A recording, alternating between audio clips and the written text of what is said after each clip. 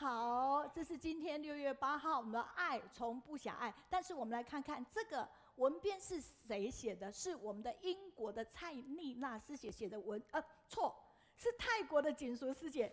泰国的锦淑师姐，对不起。The editing team 师姐就是教授，就是上一次你 for Professor Zhen's 书还寄到您那边，让您签名，再回到我们主场，再找时间分享出去。这就是我们的锦淑师姐。is edited by Sister Jinsu. 非常感动，马上圆满100万，所以真的非常感动。而美编团队是我们的彰化谢淑雅，就是高兆良师兄他们家的一个师姐。The graphics art. 6月9号的时候呢，我们的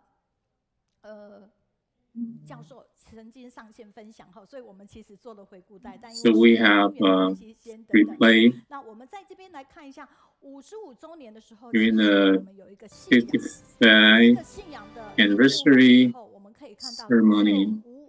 就那个无语良师 There is a silent 做了 mentor 非常完整的 story. 那在这个部分，我们会把它传到群组去，让大家可以去看到这个影片里面。那在这样的 Everybody can see from this picture. 非常感恩，就是我们曾国藩教授。我相 So 信 Professor 郭凡珍， 我们早期去我们在办营队的时候，其实只有非常大的一个营队才能请到曾教授。那每一次曾教授上线分享的时候， the professor 压轴最后一堂课，然后 promote this silent partner. 那他提供他的身体，而且他是用俗话说用最悲情的方式，我让你切割，让你学习So people use 所谓的良师在英文是 mentor 的意思，就是像导师一样，心灵的 a mentor partner, just like a teacher. 他的这一生的言行，然后让我们有一些体会，作为我们人生的一个学习的方向啊。透过撰写老师的故事，体悟他们的行事与为人，在他们身上画下的 So besides knowledge and skills, medical education involves identity formation, including accountability, humanism, and altruism. However, there's a serious dichotomy between the biomedical and the humanistic aspects of medical education. As the former donates the curriculum, while the latter has been kept at the periphery, usually only addressed in add-on or elective courses. In addition, the two are hardly ever integrated in the curriculum. Growth and anatomy teaching, a fundamental part of the medical education, experience a similar dilemma. Aside from books, lectures, and dissection, digital innovations such as online resources, 3D models, augmented reality, and virtual reality are now parts of the anatomy teaching toolkit. However, none of these new additions aim to enhance the role of anatomy teaching in nurturing humanistic values in medical trainees. Starting around 30 years ago, a wave of medical curricular reforms emphasizing core competencies and the social needs swept through Taiwan. At this time, Taiwanese medical schools adopted an integrated organ system-based curriculum so that the classical standalone anatomy course was broken up into different teaching blocks within several courses to encourage the active participation of students. Problem-based learning and student-centered didactics centered on the biomedical aspect of medical education dominated the curriculum. This limited the time available for the anatomy lab and inadvertently emphasized gross anatomy. This appeared to be a global trend as well. Although many anatomists have called for the cultivation of altruism, humanity, and empathy through gross anatomy to be emphasized. Tsinghua University, TCU, founded in 1994 in Hualien, Taiwan, aims to train caring medical professionals for the underserved. The university, with assistance from its founder, the Buddhist Compassion Relief Tzu Chi Foundation, pioneered the Silent Mentor Program, SMP, and the campaign for donated body for anatomy teaching at the time when the other medical school is in Taiwan relied entirely on unclaimed bodies at TCU. Body donors are regarded as silent teachers and altruistic role models rather than as nameless specimens. Interaction with donors' family was integrated into TCU anatomy curriculum. Students visit their donor's family to learn about the donor and get acquainted with the family during the summer recess before dissection to better appreciate the selfless donation. Families were invited to the university to join the student for the beginning and closing ceremony before and after dissection semester in the fall. During the semester, each dissection session was preceded with a silent prayer and ended with a deep bow of thanks. At the end of the semester, students repositioned all the organs and the tissues and carefully searched to reshape the silent mentor's body before dressing the silent mentor for the coffin, send-off, cremation, and the gratitude ceremony after the winter recess. Families were again invited to the university in late February to mid-March the following year to join the coffin, send-off, cremation, and gratitude ceremonies to conclude the program. Each student wrote a letter to their silent mentor and laid it by the silent mentor during the coffin ceremony. In short, unlike conventional anatomy classes centered solely on learning structural knowledge, the SMP intentionally sought to foster humanistic value in medical students. At first, the program was viewed as implausible in Taiwan. However, it has thrived and received overwhelming support from the general public. It is now adopted fully or in part by all medical schools in Taiwan, as well as by many medical schools throughout Asia. Despite the popularity of the SMP, there have been limited and or partial reports on it. Here we study the student letter to silent mentors and analyze the influence of the SMP on medical students' humanistic literacy. Theme 1, My Silent Mentor. In Theme 1, students develop an internal image of their silent mentor and their life based on the stories they were told and the picture they were shown during the home visit and subsequent interaction with the family during the program. This theme includes the 3 sub-themes: life characteristics, altruistic attitude, and the expectation of offering body. In the first sub-theme, students describe their feelings of being touched and inspired by stories about their silent mentor. Students mentioned several aspects of their silent mentor's life, including habits, hobbies, and positive traits. For example, one student wrote, "My teacher was a warm-hearted and a gifted woman. Apart from singing and playing musical instruments, She enjoyed household chores and cooking homemade delicacies such as peanut brittle, reflecting her love and attention careful of her family. In the second sub-theme, students reflected on and revered the silent mentor's life philosophy, altruism, and the spirit of giving. Students also looked on their silent mentor as a role model. As one student noted, I thought about donating clothes, furniture, blood, and organs. Donating my body, however, had never come to my mind. To me, my teacher showed great altruism and determination to put his body to great use after death.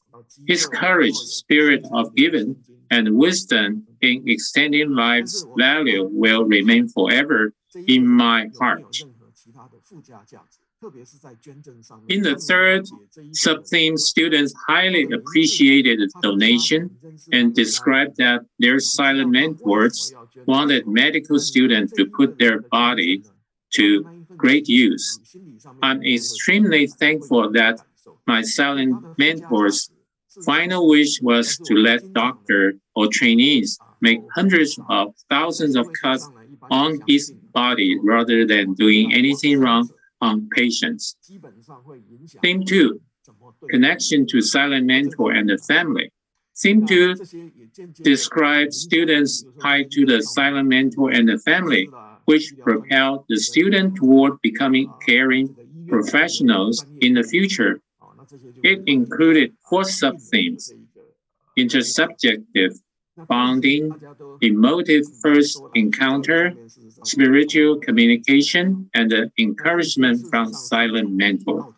In the first sub-theme, students described that through the home visit, they not only learned about the silent mentor, but also established a close intersubjective relationship with the silent mentor and the family. Some remained close and corresponded regularly with the family during the program. Some expressed that they would work hard to meet the expectations of the silent mentor and the family throughout their medical career. For example, student noted, I recall during the beginning ceremony, my silent mentor's big brother held both my hands and asked that I work hard to learn. This body language represented the sincerest wish and unyielding trust. Touched me deeply in my heart. I told myself that I should try my best not to fail the humble wishes brought along with this selfless offering. In the second sub-theme, students were emotive the moment they lifted the covering and saw the silent mentor for the first time at the beginning ceremony. Although it was an emotive experience, students were respectful, touched, and grateful, not scared. I recalled when I lifted up the white linen in the beginning ceremony and saw you for the first time. Hot tears welled up in my eyes. I was deeply touched by your selfless offering, and my heart filled with respect, but not fear. In the third sub-theme, students' connection with the silent mentor and the family deepened as the dissection semester proceeded. Students communicated spiritually with silent mentors in prayer before every lab, sharing their ups and downs, joy and sadness, and even secret.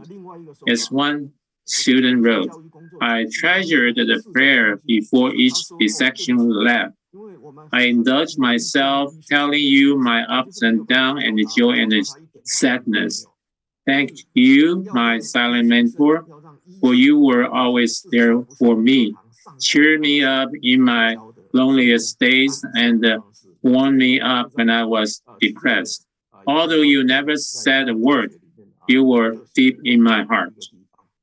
In the fourth sub-theme, students described being intangibly motivated, encouraged, and accompanied by the silent mentor. The sincere smile of the silent mentor eased the frustration they encountered, accompanied them through learning obstacles, and provided some relief from their stressful course load. For example, one student wrote, "Your smiling encouragement and the words, 'Don't be afraid,' empowered me to make the first cut on your body.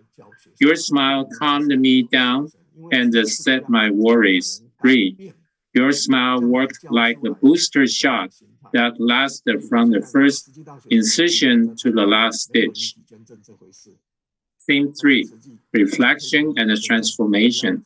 Theme 3 captured the development of student reactions during this program. It included 4 sub-themes: reflection on life and death, professional self-expectation, inner transformation, and feedback action. In the first sub-theme, students pondered over life and death and reflected on the meaning or value of life. Some students expressed they sometimes subconsciously thought of the silent mentor as being alive.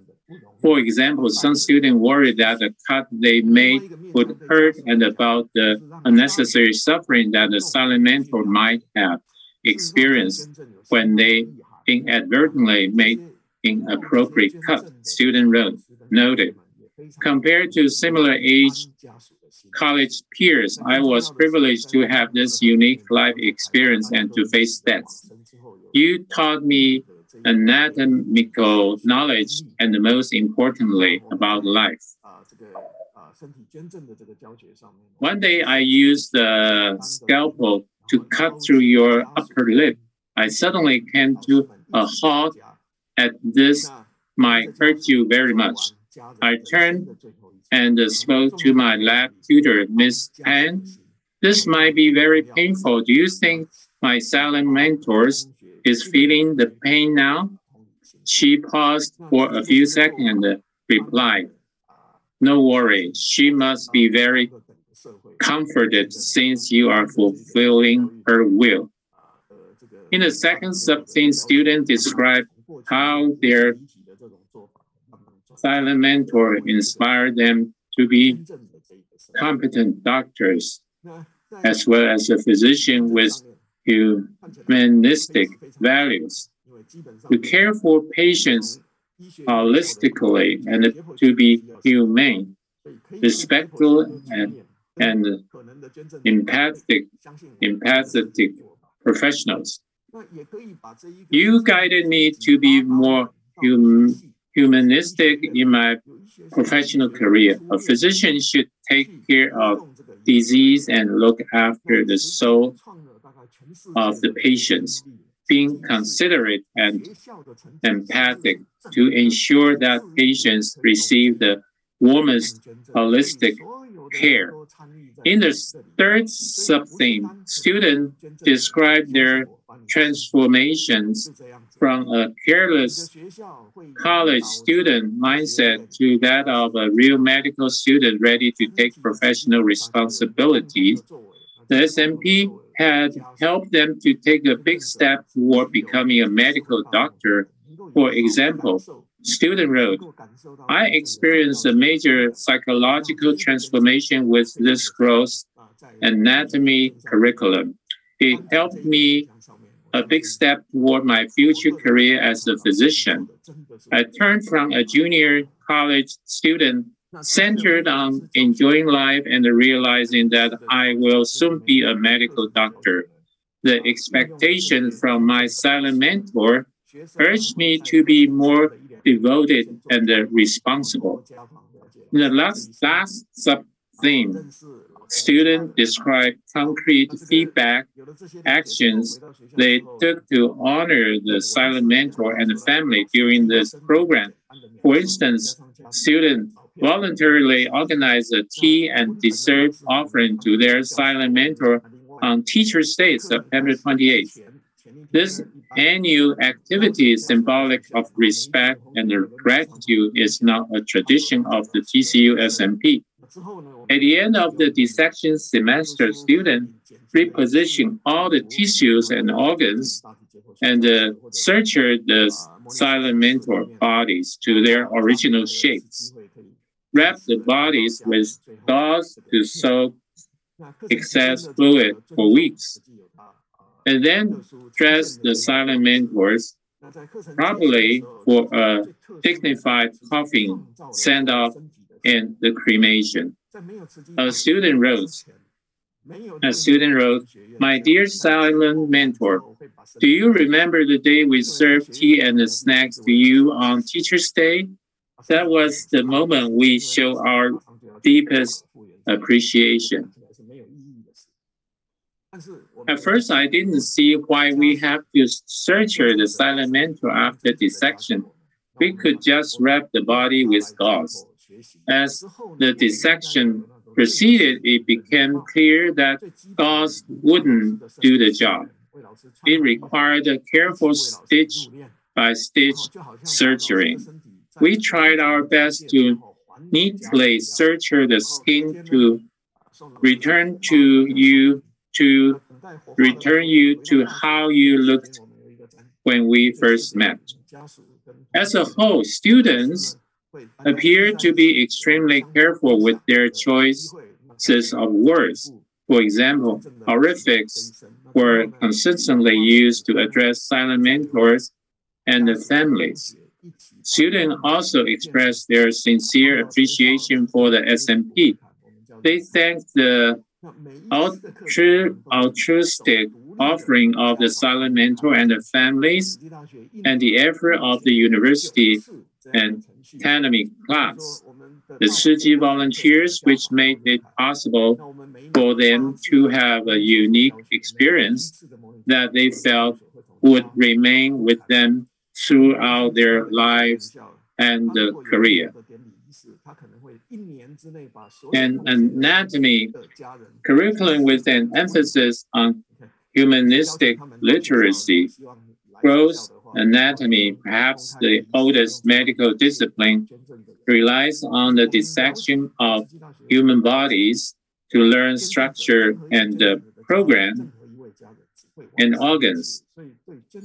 The practice was especially crucial in the past, but the advancement of newer disciplines and curricular reforms have led to debate over whether dissection or even an anatomy is still essential to the medical education.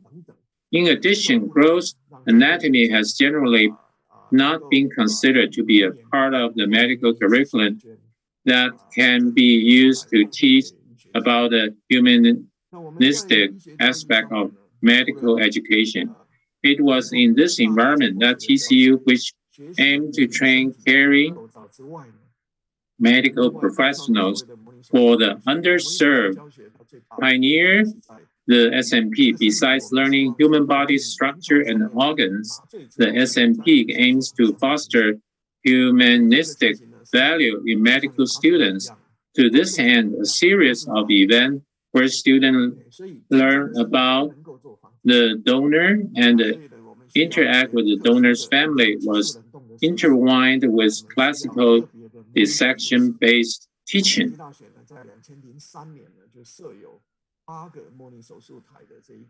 So we find out how the SMP affects students' humanistic literacy, that the interaction with the donor family enhance students' understanding of the donor and allow students to portray silent mentors and their lives positively.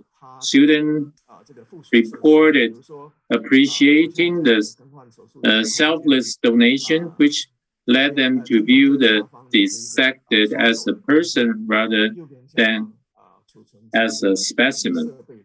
The recognition then seems to develop into a close spiritual relationship between student and the silent mentor, and a close bonding with donors' family. Student letters suggest that students were empathic, concerned about how the silent mentor felt in the spiritual world, and care about fulfilling their mentor's wishes. This transformative process seemed to drive students to reflect on the meaning and the value of life.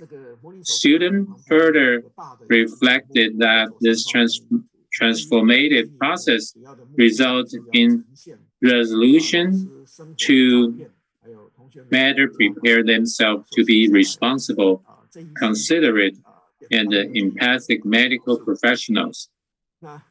These changes suggest that TCU humanistic-based anatomy teaching program could be a way to subconsciously embed empathy cultivation into medical education.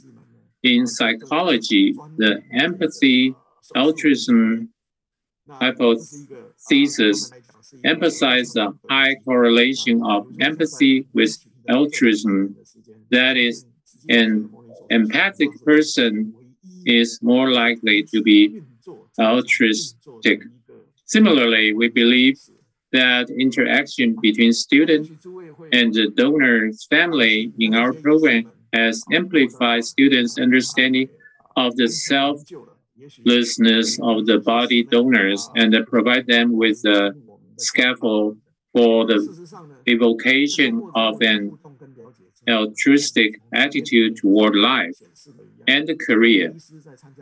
The results are consistent with an earlier report on the application of Buddhist ethics in university's surgery training SMP, in which some students sign up to join a brief program with limited student and donor family interaction. So the results shows suggest the interaction with donor's family can be added to conventional gross anatomy dissection program to foster humanistic values in medical students. Our results also lend themselves to the argument against gross anatomy curricula that include dissection being an obsolete from the training. On the contrary, it appears it can provide transformative learning about humanistic values in medical students that is pivotal in modern medical education. Facing the death, gross dissection lab is unique in that students often for the first time face the human corpse. The emotional responses, often uncomfortable and disturbing, can be barrier to learning.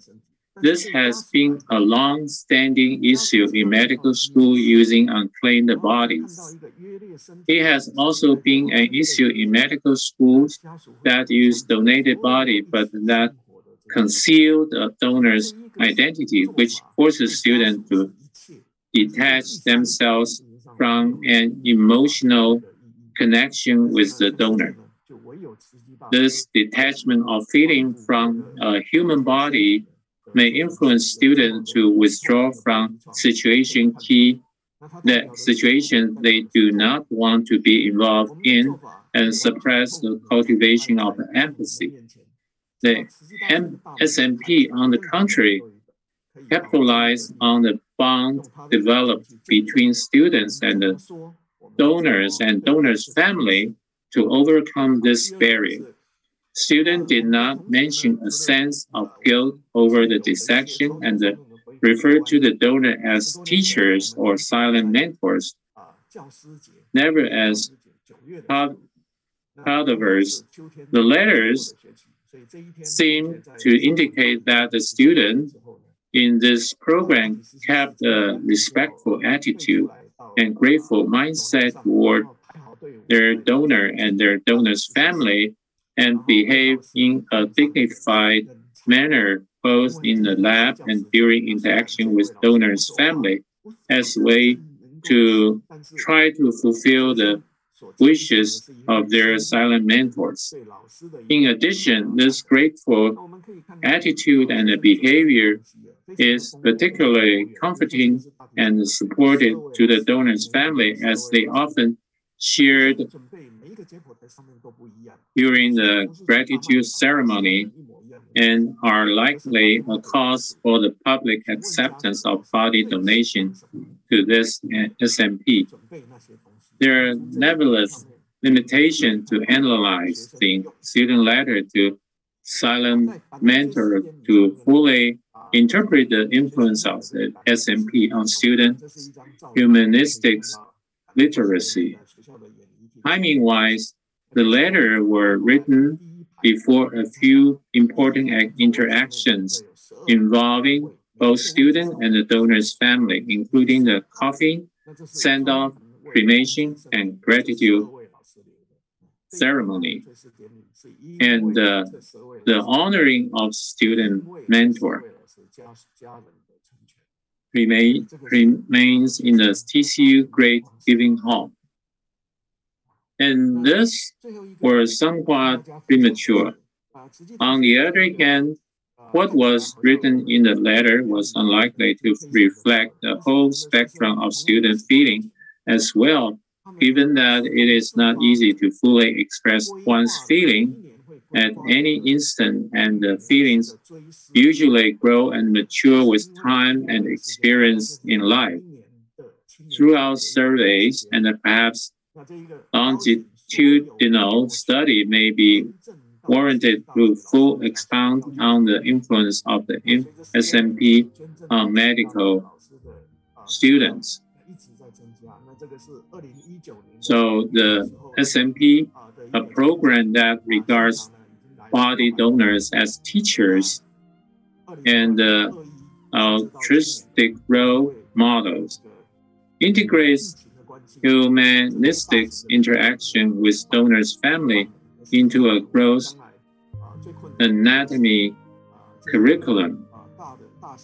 Thematic analysis of student letters to silent mentors suggests that interactions with donors' family increase students' appreciation of the donation and fostered students' humanistic literacy. Further, the letters seem to indicate that the program inspired the student to develop a grateful, respectful, and empathic attitude toward life and their career. This by implementing similar programs, growth and anatomy curricula could go beyond the acquisition of structural knowledge to the cultivation of humanistic values in medical students.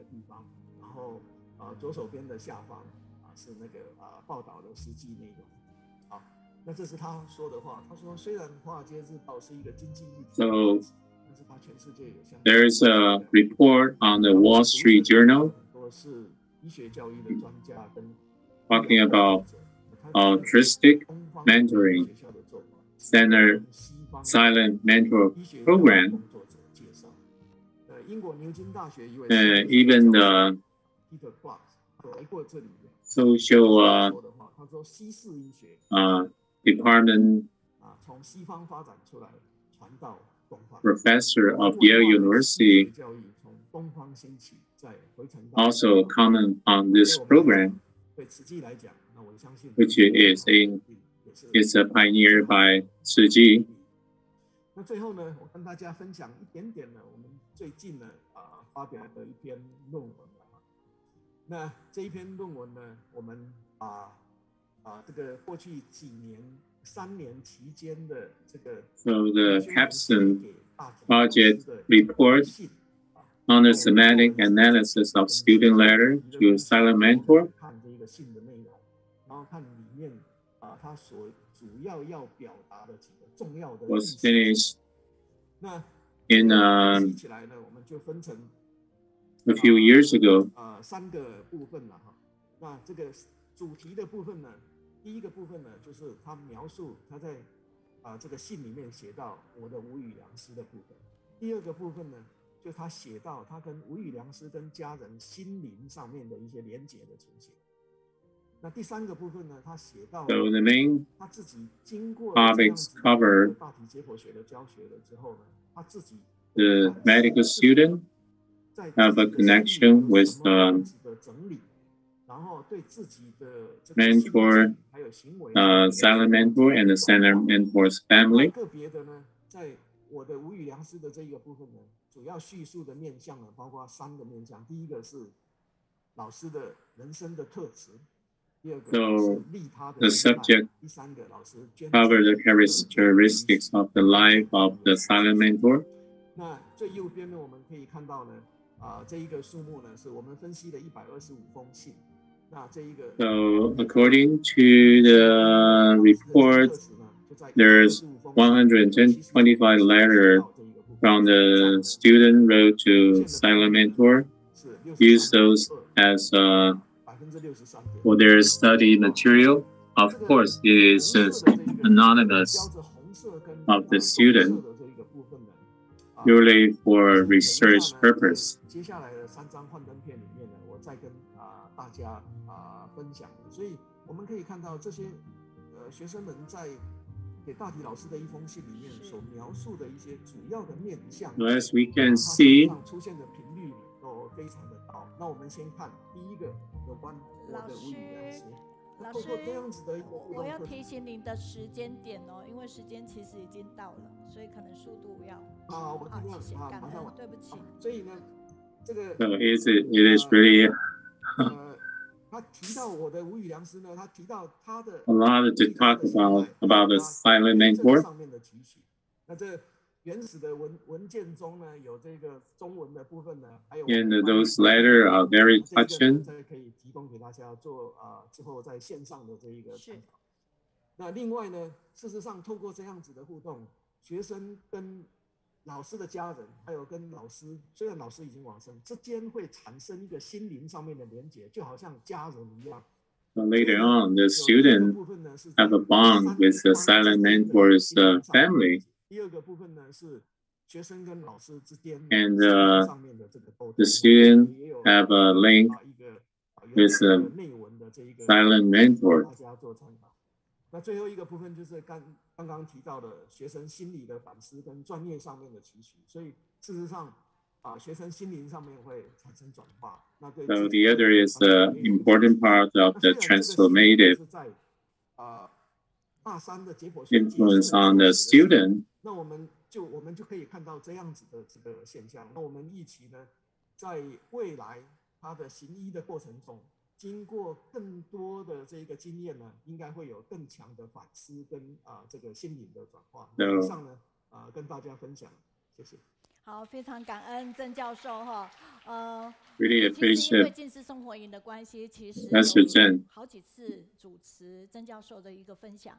那因为时间因缘，所以每一次他就是分享那个部分。但是今天对我来讲有很多全新的 Thanks to Professor Zhang, I heard about this silent mentor program in my previous 实际 camp before.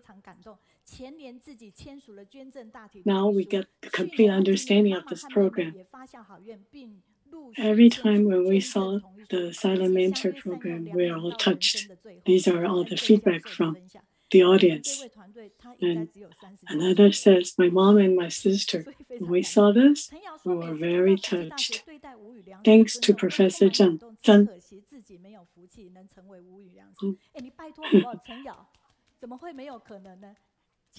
Every time when we saw Tzu University treating silent mentors so politely and so respectfully, we are very touched.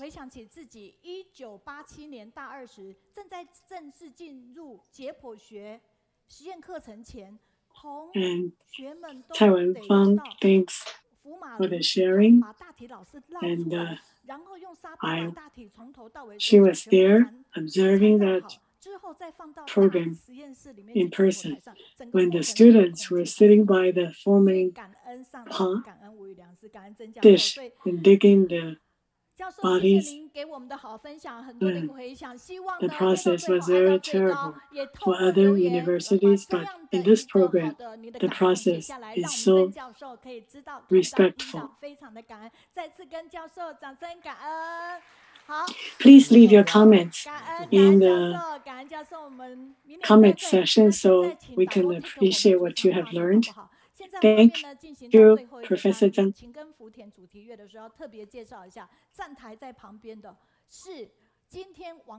Now,